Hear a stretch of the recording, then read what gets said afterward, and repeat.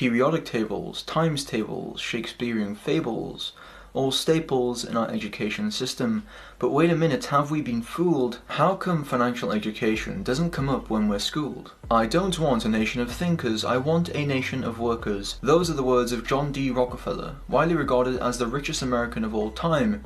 Yes, even richer than Jeff Bezos. Clearly, Rockefeller would far rather have a bunch of mindless workers to employ and manipulate than having intelligent entrepreneurs to compete against him. This mentality acted as the foundation for the current educational system in America and indeed the globe, a system designed to condition students from a young age to sit down, shut up, do as they're told, and perform repetitive tasks for 8 hours per day. Well-rounded, intelligent citizens are difficult to control. The more intelligent you are, the more likely you will know what the real issues are, and that you are being fed, pardon the pun, a bunch of BS by a bunch of, shall we say, degenerate psychopaths. As Albert Einstein said, never confuse education with intelligence. Being highly educated oftentimes means being highly educatable. This is not to say that all education is brainwashing, of course, but people who excel in school do so because they are highly trainable and therefore more susceptible to influence. Add to this the cognitive blinders that come from being labelled as smart,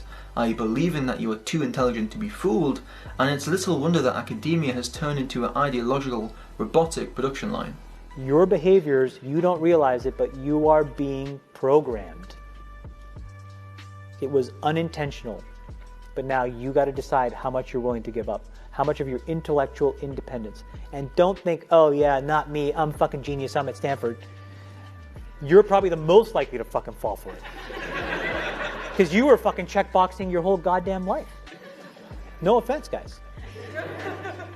The aim of the education system is not to produce a well-rounded populace, but to reduce as many individuals as possible to the same safe level of awareness, to suppress originality, to discourage critical thinking and imagination. Then there is the dumbing down of an entire generation. You and I come from a period where hip-hop had a purpose. It wasn't just a lifestyle. It wasn't, and it was a lifestyle, and it was a cultural phenomenon.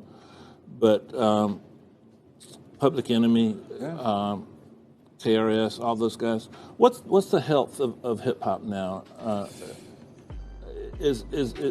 The music itself is healthy, but have we lost? We've lost a lot of the attention. People aren't mad anymore. Yeah, well, the content has gone down. At one time, cultural movements such as hip-hop were actually used to push positive messages to the youth, including the importance of financial independence and ownership.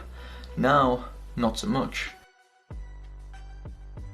As well as this, we have a whole generation addicted to the dopamine loops of social media, many of which are effectively state-run spying apps. Is this really appropriate for the progress of our civilization, particularly in the 21st century? In 1902, the General Education Board was created after John D. Rockefeller donated an initial $1 million, and he would later give over $180 million to fund the GEB. The GEB provided major funding for schools across America and was very influential in shaping the current education system. I close with a quote from Frederick Gates, Rockefeller's business advisor and a prominent member of the GEB. In our dream, we have limitless resources and the people yield themselves with perfect docility to our moulding hand.